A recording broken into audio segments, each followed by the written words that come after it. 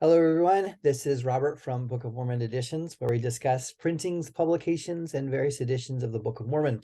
You'll see that this is a different format because I have a very nice guest on, Steven Pynakker from Mormon Book Reviews. How are you doing?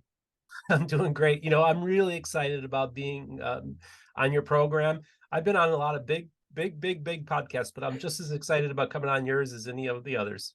Well, you've been on big podcasts, and I'm excited that you're on mine. So perfect. Once again, I do videos that does like audio over pictures, and so this is the first time that I've actually done a Zoom call. And you actually inspired me because you turned the tables on Rick Bennett from Gospel Tangents and did an interview of him. So shout out to your shirt on that. So good for you. And so I actually wanted to turn the tables, and as you've been interviewing other people, I actually wanted to interview you specifically around some editions of the Book of Mormon. So thanks for different lights. So Cool. I'm um, I'm excited. I know that I'm not the most handsomest face, so um, the my audience will get to see me and say, yeah, that's a better format to just see pictures of the Book of Mormon in most of the such situations. You're great, dude. I don't sell yourself short, man.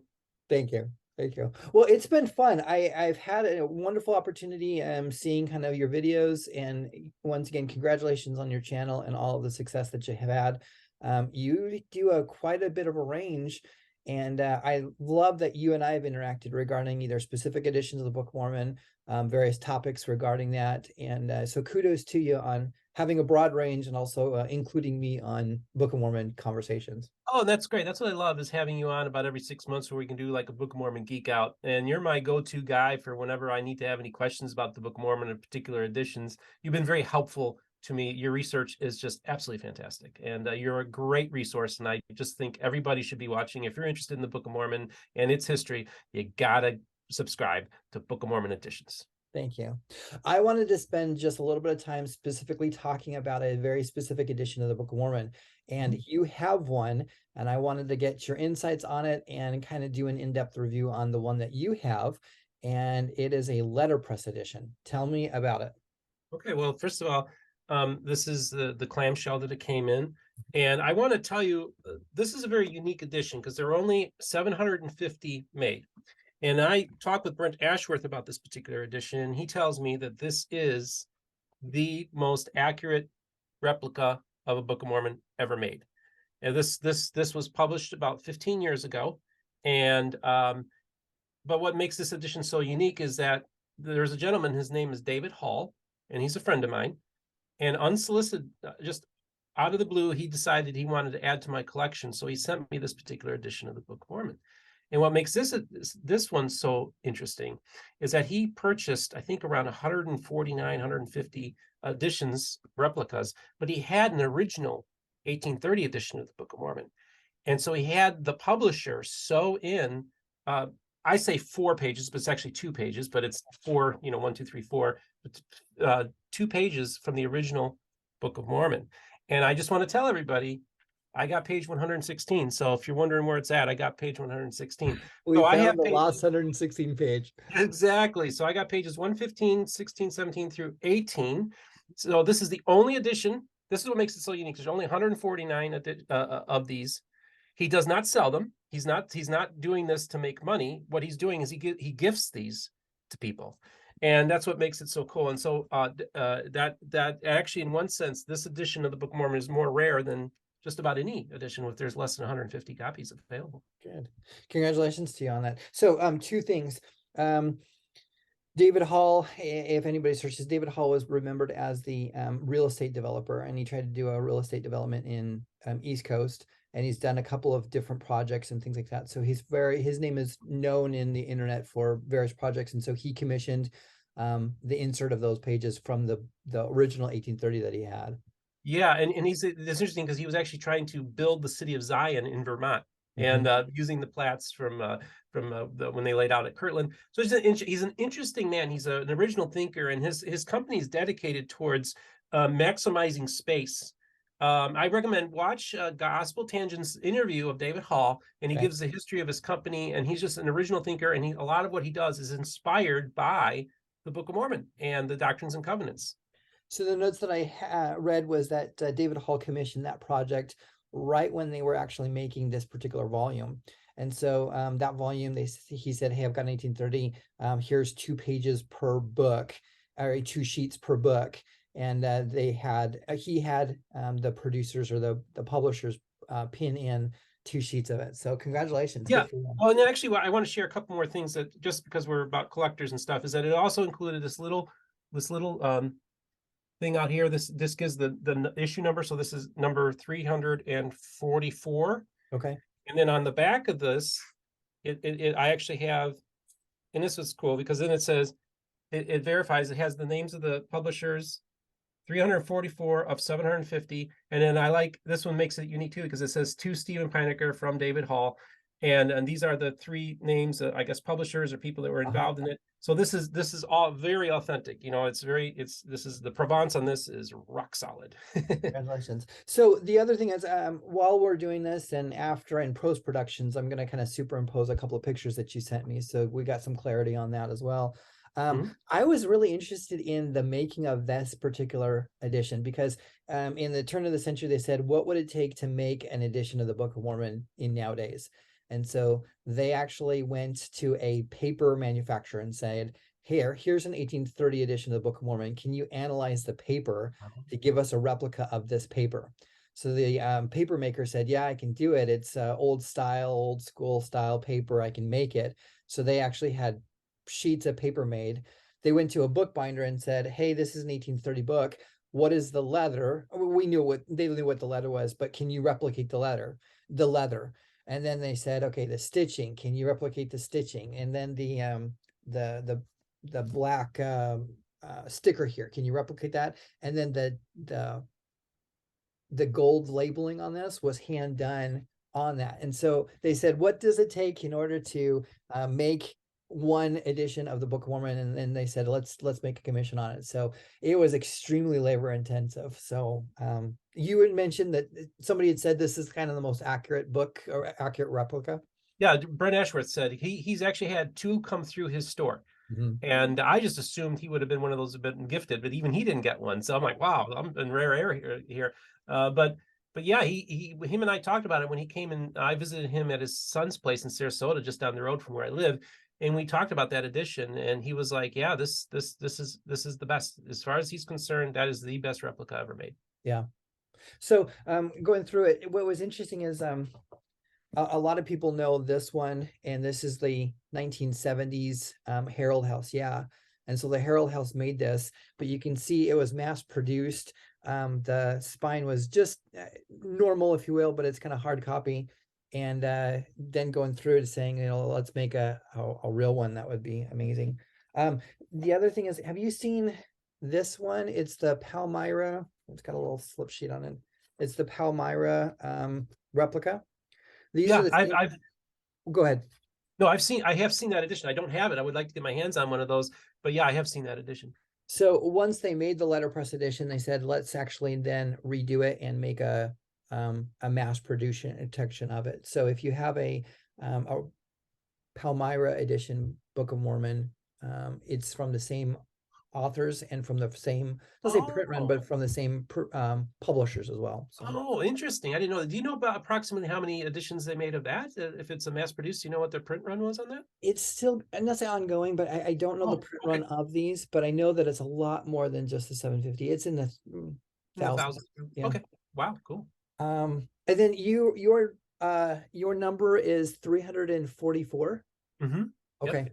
So the other thing I learned was from the book printer, because there was a couple of commissions, there was a couple of people said, we want a specific number. So would you reserve these numbers?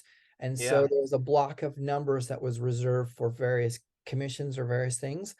Lo and behold, not all of the 750 were actually bound. And so the number is actually lower than 750. And I thought that was really interesting that it's even more special because it was less than 750, but the numbering, they don't have like 1 through 500. They have, one guy I want the 750th number. Okay. So they actually got the 750th number. So real interesting though. Interesting, fascinating stuff. Yeah. Hey, I just have a question for you. Yeah. You're the expert. You're the pro. No, Does it? you've got the book. So I was wondering, like the value of particular books, like, and again, I'm not trying to say because I'm Steve Pynakker or anything like that, but the fact that this particular edition now is shown to be in my possession, do you think that adds to the provenance of the edition and maybe adds to the value of it? Because you could say, well, this once belonged to, and I'm not trying to sell it, but I'm just curious, like how that collectors would view something like that. the answer is yes. Two things. If it came from David Hall, if it was part of the David Hall commissioning, and as well if it's your commissioning, it's almost like an NFT that's like, okay, this is very specific. Oh. And so I was looking at 1830 editions and kind of going through some of the mass lists, and provenance is actually just as, not say valuable, but just as significant as it's the book itself. For example, I saw Reed Moon's Book of Mormon that had this is Hiram Smith's edition of the Book of Mormon. And so Yeah, that's a provenance, great, and then yeah. if it goes through Reed Moon and you've got the stories behind it, yeah, everyone will loves a book that has provenance. So Steven Pynakker's book from David Hall's commission is a unique one, and most definitely one of a kind now. That's awesome. Yeah. So you have page 115, 116, 17, and 18. Have you actually read those pages? I think, yeah, I did when I first got it, but I it's been so long. Yeah, that's great. Let's I let's wanted just, to get your feedback, and the reason why I like you rather than rather than just like reviewing this from pictures and an audio over, if anybody goes to 115, 116 of a replica 1830 edition of the Book of Mormon, it's the story about Nephi's writing, and he says, I'm going to have this new book or new set of scriptures out, and a lot of people are not going to like it. And the phrase is the people are going to say, the Gentiles are going to say, a Bible, we've got a of Bible. course, that's a We don't need any more Bible because we've got this one already. and I'm a Gentile. So I wanted to ask your opinion. What do you think about having that book that has that phrase in your book? Oh, that is so awesome. It's so funny because I talk about, I've done this presentation called A Protestant Defense of the Book of Mormon. And I actually haven't addressed that particular thing in my presentation, but it's still a work in progress. And so I'm going to talk about that because, I just tell people the Book of Mormon anticipates the criticism that is going to be leveled against it, right? And so that's just kind of an interesting thing because in particular, it ties in with specifically Bible-believing evangelicals' reaction to the Book of Mormon, right? It anticipates that, and so it makes it so interesting. So it's really kind of, it's making a commentary on my camp, which I find very fascinating. Yeah. So it's just a great another convergence of our worlds, right? Because in one sense, the early on, like I tell people, the very April 6, 1830 church service was full of born again, spirit-filled Christians. It was probably one of the most Christian services in America. And so they're all believers, and they're all Bible believers. That's the key thing. They all believe in the Bible. And this is the thing, like, because there are Christians who are like, well, if they read the Bible, they wouldn't join these groups and blah, blah, blah. And it's like, no. The reason why they joined the Church of Christ was because they were Bible believers, because they believed the Bible and had a thorough knowledge of the Bible. It wasn't a lack of knowledge, it was a thorough knowledge. So I think that's the great stereotype, that these were ignorant people. No, they knew their Bible from cover to cover. I love that coming from you. Thank you for the clarity, and thank you for the ideas around that. That's awesome. Yeah. Well, congratulations. The last thing as well is on that one, if you can show the pages, one thing that I didn't know until, not so recently, but while I was doing this project, is that the 1830 edition had robin egg blue speckling. Yes. It's the speckling, it's the splotches on on the paper. And so because of it, I never knew that, and those were actually hand done by Brian Crockett himself as well. He said that he hand speckled all of them. So did Grandin hand speckle them too? What was the point of the blue speckling?